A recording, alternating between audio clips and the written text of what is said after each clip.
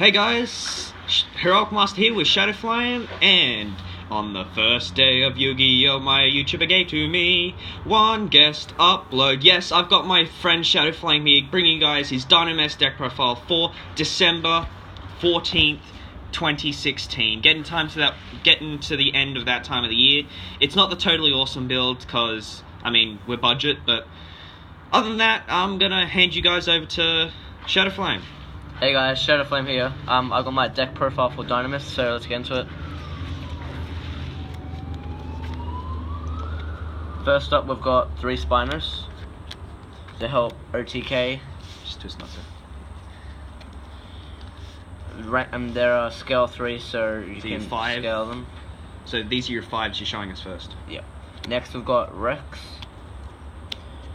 They help scale as well, and their effects are good.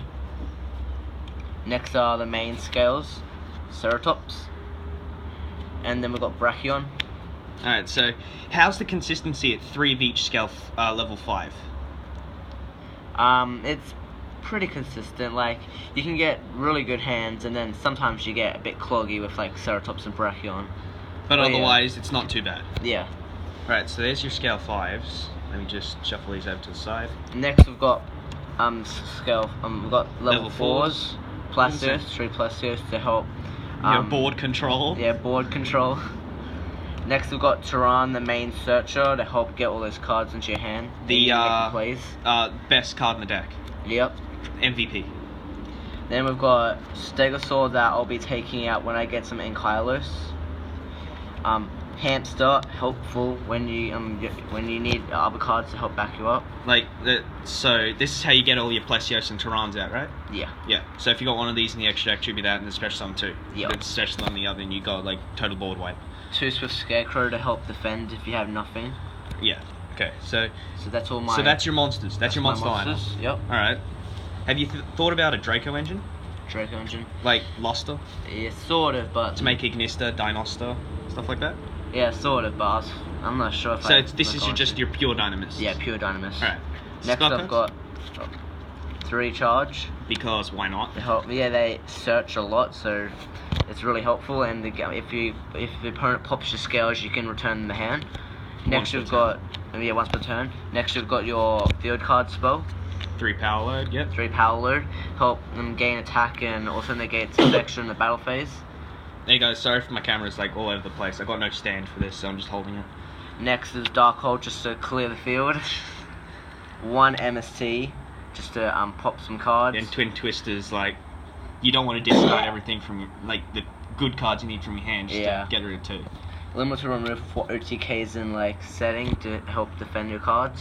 Yeah, okay. So that's my spells. With your spells, you haven't had any problem with these? So No, there's no not problem really. with them? No? No, Have you thought about 2 Dark Hole? Sort of, because like sometimes I would love to draw it and I don't draw it. Yeah. So you try 2 Dark Hole? Yeah, I might try 2 Dark Hole. What would you take out for it? Probably take out 1 Demonic Power Load, because they Demonic? get pretty cloggy. Okay. Cool. And they're not as good as like other cards. Yeah. Rush, 3 Rush, because they're really helpful. Because they're unaffected when you special summon the 1 card from your deck. They're unaffected by other card effects. So when you activate this and your opponent Quakings, the monster you summon off this isn't affected. Isn't flip face down. So if you've got like your special Spiners and go for the OTK, it's unaffected by the card effects. So you can just OTK them. Yeah. Next we've got 2 Eruption to help pop cards. If they pop your monster, you can pop one of their cards. And this combos well with Rush. So during the end phase, when Rush is destroyed, you can chain Eruption. Eruption and then pop one of their cards. Next is a Compulse to help get rid of those big, high attack cards. That can be targeted. Yep. Got Breakthrough Skill to help negate effects, and we've got a Mirror Force to help defend. So you take out the Mirror Force for a Quaking? Yes, I would take a Mirror Force out for a Quaking if I had one. Would you think about taking out 1 Mirror Force, putting in 3 Quaking, even though it's adding 2 cards to your deck? Yes, I probably would. Or maybe run 2 Quaking. Okay. So that's all my traps. So that's your deck. What about your extra? Now my extra deck. Do you go into before you start? Do you actually go into your extra deck a whole lot? Not a whole lot, but the the main important cards that I sometimes use is 101 and Dark Rebellion. they're Obviously, helpful. Yeah. And you'd start using your Bahamut Shark when you get a Totally Yeah. Awesome. If I had a Totally Awesome, I would be using Bahamut Shark. So you'd run 2 Bahamut Shark and 2 Totally Awesome? yes, probably. Yeah. If I could get them. And a Jar of Avarice just to Yeah. shuffle your stuff. Yeah. So your deck profile, you're good. 101 now. 101 to help get rid of those cards. Bahamut Shark, if I had Totally Awesome. Them gold though. Heartland Draco, just to help attack direct. Next is Cassell to help shuffle cards. Black Ship of Corn. Why do you run Black Ship of Corn? I know it had potential back like a few years ago, but in today's meta, why do you still run this? Just as a filler until you can get some stuff? Yeah, just as a filler, and it gets us backup as well. Next is Dark Rebellion, quite important if like they've got a really high attack monster on the field. Steelstorm Roach, just to help out. Gaga Cowboy, to help like Yeah, if they've Cowboy. got less than 800 life points and game them with that. For the last 5, however long Cowboy's been out, it's always been Cowboy for game. Yeah. So many times of OTK Shark killed with this Fortress card. if I've got plenty of level 5s on the field, and then Rhapsody in Berserk. So this card has actually been really good in today's meta, just due to the fact with ABCs you can banish the parts from grave. Is it no? Yeah. So you summon this, banish their parts from grave. They can't use anything. Yeah. Yeah.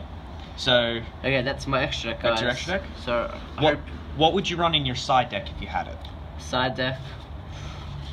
My side deck, I would probably run maybe a Twin Twister, just see like if it worked out that much. I would probably maybe have like 1 Stego in there. A Stego, yep. 1 Stego. Not sure what else really.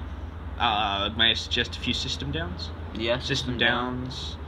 Obviously not anti-spell. Maybe a second MST just to help draw them, because sometimes, spell color.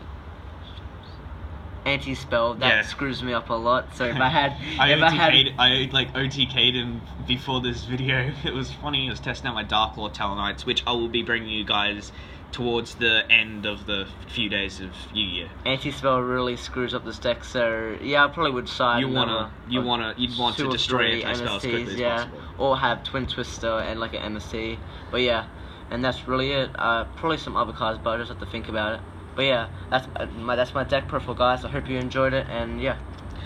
Okay, thank guys for tuning into this deck profile, as well as the first day of Yu-Gi-Oh! Don't forget, there's 11 days left. I will also be bringing you guys a few dual replays tomorrow with Shadow Flame here, as well as my Telenites or Cyframes within the next couple of days.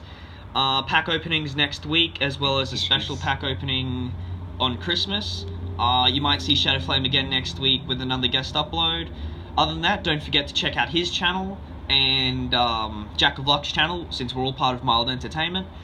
Don't forget to like and subscribe for more content. Comment down below if you want to see any other deck profiles that are budget or not. I don't really give, considering I'm coming into a bit of money soon. But other than that, hope you guys enjoyed the video. I hope you found this video mildly entertaining. See ya.